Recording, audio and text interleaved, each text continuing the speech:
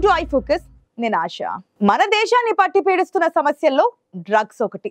మత్తు పదార్థాలకు బానిసలుగా మారిన యువత వారి జీవితాలను నాశనం చేసుకుంటున్నారు.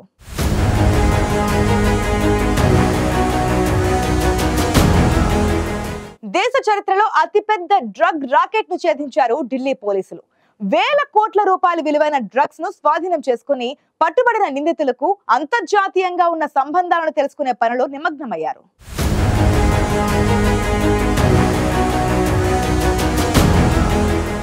మత్తు పదార్థాలకు బానిసలుగా మారిన వారు ఎంతటి దారుణాలు చేయడానికైనా ఏమాత్రం వెనకాడరు.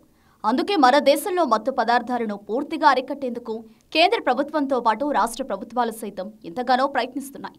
ఇటీవలి కాలంలో దేశంలో డ్రగ్స్కు బానిసవుతున్న వారి సంఖ్య క్రమంగా పెరుగుతున్నట్లు పలు విశ్లేషణలు చెబుతున్నాయి. జల్సాలో విచ్చలవిడితనానికి అలవాటు పడిన వారు ఎక్కువగా డ్రగ్స్ను వినియోగిస్తున్నట్లు తెలుస్తోంది. అందుకే మత్తు పదార్థాల అక్రమ రవాణాకు చెక్ పెట్టేందుకు కేంద్ర ప్రభుత్వంతో పాటు రాష్ట్ర ప్రభుత్వాలు పోరాటం చేస్తున్నాయి.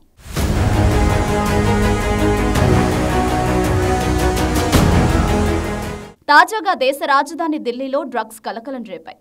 దేశ చరిత్రలో అతిపెద్ద డ్రగ్స్ రాకెట్ గుట్టు రట్టు చేశారు ఢిల్లీ పోలీసులు. ఢిల్లీలో సోదాలు నిర్వహించిన పోలీసులు ఏకంగా 560 కేజీలకు పైన డ్రగ్స్ స్వాధీనం చేసుకున్నారు. 4 నిందితులను అరెస్టు చేసి దర్యాప్తు చేపట్టారు. పోలీసులు స్వాధీనం చేసుకున్న కోకేన్ విలువ దాదాపు 2000 కోట్లకు పైగా ఉంటుందని ప్రాథమికంగా అంచనా వేశారు.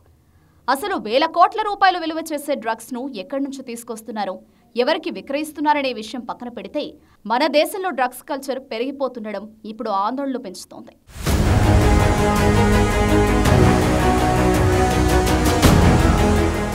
డ్రగ్స్ మహమ్మారిపై కేంద్రం, రాష్ట్ర ప్రభుత్వాలు ఉక్కుపాదం మోపుతున్నాయి. గంజాయి, కొకైన్, హెరాయిన్ లాంటి మత్తు పదార్థాలకు యువత బానిసలు కాకుండా చూడడంలో భాగంగా పోలీసులు తరచుగా తనిఖీలు చేస్తూనే ఉన్నారు.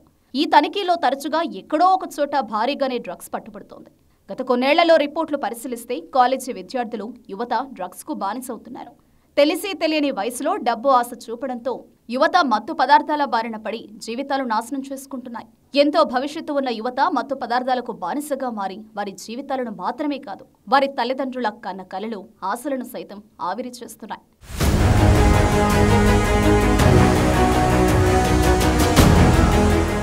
ఇప్పటికే మాదక్ పదార్థ నిషేధ్ అసూచన కేంద్రం పేరుతో ఓ హెల్ప్ లైన్ను ప్రారంభించింది కేంద్రం. టోల్ ఫ్రీ నెంబర్ 1933కి డయల్ చేసి మాదక ద్రవ్యాల రవాణాకు సంబంధించిన సమాచారంతో పాటు వాటికి బానిసలై బయటపడలేకపోతున్న వారు సైతం సహాయం కోరవచ్చు. డి అడిక్షన్పై సూచనలు చేయడంతో పాటు డ్రగ్స్ ట్రాఫికింగ్ సమాచారాన్ని సేకరించి సంబంధిత దర్యాప్తు సంస్థలకు చేరవేసేందుకు కూడా ఉపయోగపడేలా రూపొందించారు. దేశ యువతను పూర్తిగా నిర్వీర్యం చేసి అత్యంత ప్రమాదకారి మాదక ద్రవ్యాల విషయంలో తాము అత్యంత కఠిన వైఖరితో వ్యవహరిస్తామని కేంద్ర మంత్రి అమిత్ షా ఇప్పటికే స్పష్టం చేశారు.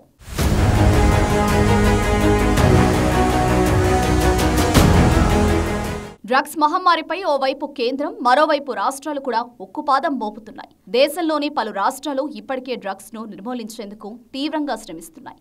యువత డ్రగ్స్ కు అలవాటు పడి వారి భవిష్యత్తును నాశనం చేసుకుంటున్నారని దేశవ్యాప్తంగా ఆందోళనలు వ్యక్తమవుతున్న నేపథ్యంలో ఇప్పటికే పలు రాష్ట్రాలు డ్రగ్స్ నిర్మూలన కోసం ప్రత్యేక శ్రద్ధ చూపుతున్నాయి. యువత బంగారు భవిష్యత్తును నాశనం చేసే డ్రగ్స్ కట్టడికి కేంద్ర, రాష్ట్ర ప్రభుత్వాలే కాదు, దేశంలోని ప్రతి ఒక్కరూ తమ వంతు సాయం చేయాల్సిన అవసరం ఉందనే అభిప్రాయాలు వ్యక్తమవుతున్నాయి.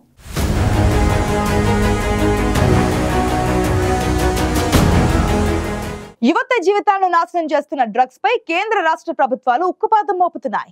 అయినా ఎక్కడో చోట డ్రగ్స్ పట్టుబడుతూనే ఉన్నాయి. చాప కింద నీరులా విస్తరిస్తున్న డ్రగ్స్ కల్చర్ ను పూర్తిగా అరికట్టాల్సిన అవసరం ఉంది.